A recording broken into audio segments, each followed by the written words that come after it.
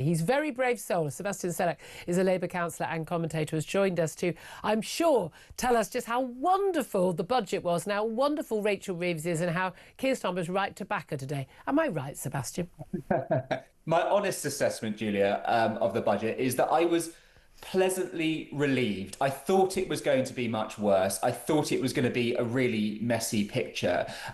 And who could blame me when you look at what they're trying to do? You know, you've got to maintain NHS spending. You've got to meet your fiscal rules. That means getting debt down. It means running a surplus by the end of the decade. They're not getting debt got to down. fix the cost of living crisis. Well, the OBR thinks they're on track to, which is good news to me. But the point is that they had this mission that involved them being pulled in all sorts of directions. And I'm pleasantly surprised at the picture on the other side. You're pleasantly surprised, pleasantly relieved that we've got a £30 billion increase in taxes and 16 billion of that is going on welfare.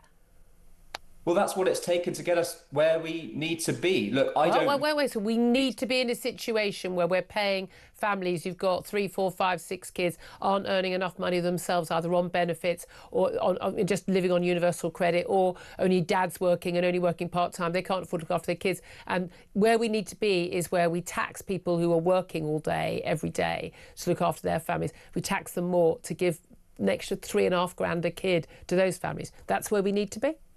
So to be clear, you're talking about the child benefit cap being scrapped. Yeah. So look, this is the biggest way to fix child poverty in this country. No, it's not. Those parents getting jobs would solve that. So 59% of people who receive this, or families who receive this, have at least one parent in work. So one parent. Okay. Two parents should be in work. Otherwise, why should we help them? And that parent is not necessarily working full time. So the problem is, Julia, sometimes parents die or become long-term. Yes, absolutely. We should help those people. There we go. Then we Yeah, but there are benefits. If there are bereavement payments, and of course, if you're a single parent, there are other benefits as well. We know that. By the way, most single parents do actually work. They're not sitting on benefits. In most of these cases, they have chosen to have children since 2017, when they knew there was no extra money, and they're carrying on having the kids. But again, the situation changes. You may choose to have a child and then your partner dies. The vast majority of these people did not have a partner die. They have chosen to have children. They're just not working or working hard enough to support their own children. And you think that where we need to be is... Do you have the number to back that up? Yes, official statistics show that a very small percentage. It's around. I actually wrote an article to the Sun. I haven't got the figures right, literally in front of me right now. But it is roughly 10% of the families who are claiming this universal credit and would benefit from this. They have more than one person. Only they have two parents working.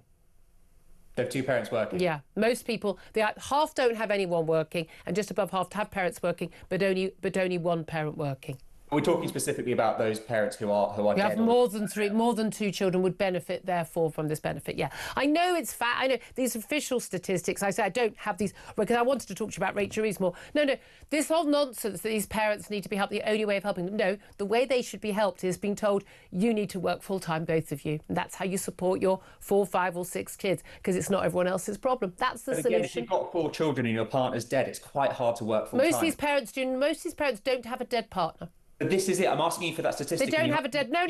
Half of these parents, they're 2 parents, and they're half are single parents. Single parents are also supposed to contribute, but by the way, any absent dad contributing, that isn't taken into account by the benefit. So there's no record of how much money they give. It's not taken into account about whether they're in poverty or not.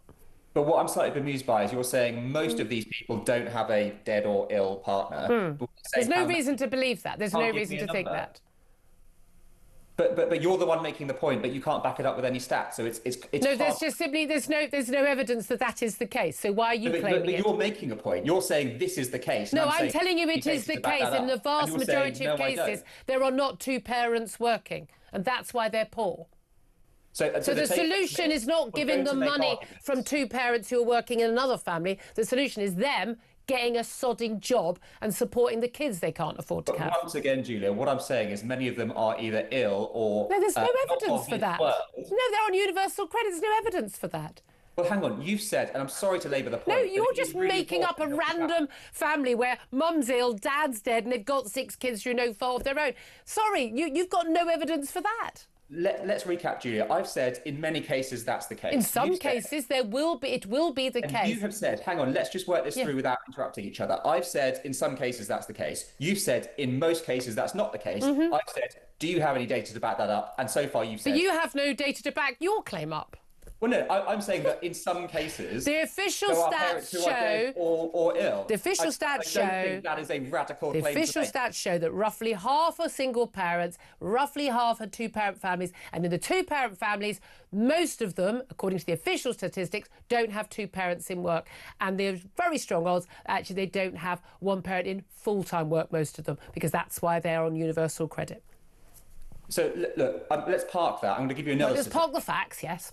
Well, no, I'm going to give you another fact. 1 in 9 children are affected by this. And affected by what? By you. By affected by what? By the two-child benefit cap. They're going to benefit from this. My politics are largely around getting away from Victorian-era slums as possible. And Victorian-era slums? In the right direction. Who's living in Victorian-era slums? I don't want children to live in poverty. That is my radical view of the day, and that is why I wholeheartedly support this policy. Well, for a start, they're living in, quote, relative poverty, not poverty. And secondly, the best way out of their supposed poverty is their parents, A, not having kids they can't afford, and B, working harder and longer hours to support the kids they already have. These are already people, many of whom are in work. They're working many and most aren't. In poorly paid jobs. Okay. So if you can't get a decent job because you haven't got decent qualifications, but we should, so everyone else who's worked hard, maybe worked hard at school, maybe got into a lot of debt to go to uni, they're paying higher taxes, they should be supporting those people, should they? Were you describing me? I worked hard at school. I went to uni. I racked up a load of debt. Well, you pay for them all then, mate. I don't want to pay for them. I'm very, very happy to pay for these people. Well, good for you. Then you lot pay for it all. Horrible place. I don't envy them one bit. Well, they should talk to their parents about getting a better job then. Did Rachel Reeves mislead the public? I don't think she did. I mean, look, we heard from Starmer today and he laid out the figures and he was saying that when they had the productivity review put in front of them by the OBR, there was £16 billion in the red. Now, look, we're not even talking about breaking even here because, of course, we need the fiscal headroom. And we saw last year that £9 billion wasn't enough, which is why we've ended up with £22 billion this time. So to get from £16 billion in the red to £22 billion in the green, that's a big gap to plug. So I can see why they at one point considered raising income tax. That's not what she told the Cabinet, according to a Cabinet Minister in the room. That is not what she told the public on the 4th of November in that early morning press conference. That's not what the Office of Budget Responsibility had told her on the 31st of October. You're right. There seems to be disagreement between the OBR and... There seems to be. No, they have stated the fact that we sent this information on this date. She has claimed that she had different information. They're able to prove in black and white that they did send her that information. So someone is lying. Yeah, look, there's clearly a disagreement. But if you have that 16 billion hole to fill, you are going to look at other measures. Now, look, unhelpful, of course. There wasn't a hole to fill. That's the whole point.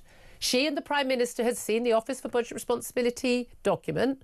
They did not share that with the Cabinet. They did not share that with the public. They did not share that with the markets. They chose to keep that private. They chose to claim that there was this massive big hole and they were going to use that to justify tax rises. Only when there was a big uproar from the backbenches and the public that they decided to backtrack on that. But they misled the public, didn't they?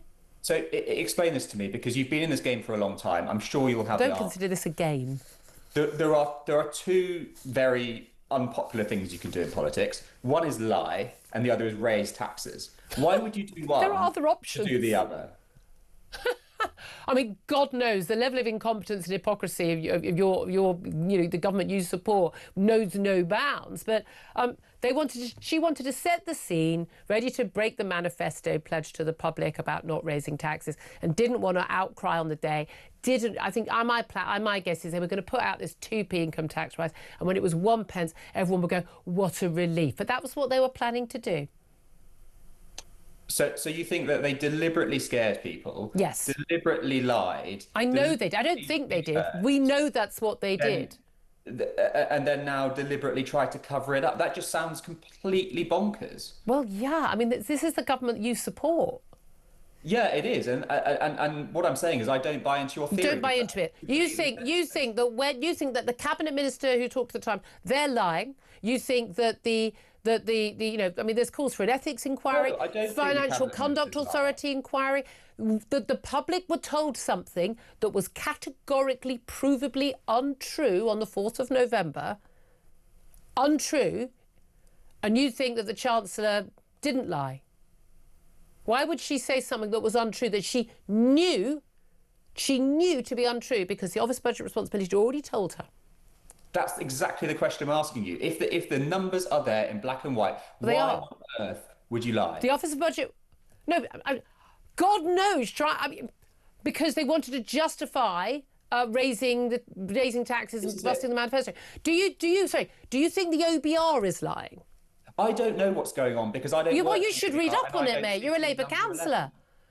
The OBR have written to MPs in the Commons and said these are the facts. This is what we told the Chancellor. The Chancellor and the Prime Minister in Cabinet and the Chancellor on television on the 4th of November told the public something completely different. It distorted the markets. It affected what investments were made and the value of the pound, the value of our gilts and our borrowing. There was distortion of the markets, distortion of what she was telling the public. And you think, well, there's no explanation for it, so it didn't happen. So she said something that was different from what the OBR have put in black and white. They told the government, but you still think that she didn't lie. Look, I'm accepting that there are two accounts here. But what would you can't decide between them which one was the truth. So if Rachel Reeves didn't lie, the Office for Budget Responsibility has lied in that letter to MPs, yeah? I'm saying I don't know because I don't work for the OBR and I don't sit in number 11, so I've not been a fly on the wall in any of this. Is it possible they're both telling the truth? I have no idea. But the point is, we have a budget. Yes, you do. Really, they can't both be telling the truth. Was very well received. The markets were very well received. Labour passed. Of course, it was. Have you seen what happened in the markets afterwards? No, the markets were expecting a complete beep show. We had the FTSE up. Have you seen the polls since? Have you seen the polls? I'm not talking about the top polls. You're not talking about the voters. They don't matter. Well, no, we can talk about the voters separately, but I'm currently... Well, the voters don't think it went down well. Would you like to engage with me on that, or would you like to move on? The voters don't think it went down very well, do they? So Julia, I'm currently making a point about the financial markets. I'm inviting you to... You said the budget went down well, and then you clarified and said it was the money markets. Yes. Fine. It didn't go down well. It didn't go down badly. And you're choosing not to. Is that because you don't have a counter-argument? I'm just saying... They were expecting something worse. That doesn't mean it went down well. It looks a bit like you're floundering when I'm bringing up. I don't think that's how most people are going to see this conversation. With all due respect, Sebastian. Does it matter what the voters think? And you're choosing not to. I've just answered your point about the markets. Well, what did you answer? Because I literally just said I've got. Look, I'm supposed to be already on another interview. So, does it matter to you that the voters don't think it was a good budget? Well, look again. Once again, you're moving the point away. Well, yes, because I'm trying to get to another subject, because I've already answered your point about the money markets. They thought it was going to be worse than it was. They didn't welcome it. Full stop. Right. Does it matter what the voters think? Okay, so we're gonna ignore that. That's fine. No, I literally just answered your question. Of course, it matters. I've got like 10 seconds. Come on. Okay, I'll make a final point, then I'll let you go, because I've tortured you for long enough. I'm really sorry. Yes, it matters what the voters think, but it matters what they think over the course of the term of this government. It's all going to get better. Long-term plan. This is a long... Well, we have to hope so, don't we? Because economies don't transform overnight. They transform over several years. And the problem is, over the last 14 years, it hasn't got any better. And that's why we're in this mess. Right, Sebastian. As I do, these things take time. We have to dig in, because that's Fingers crossed, Labour Councillor commentator Sebastian Salek. You did your best. All credit to you.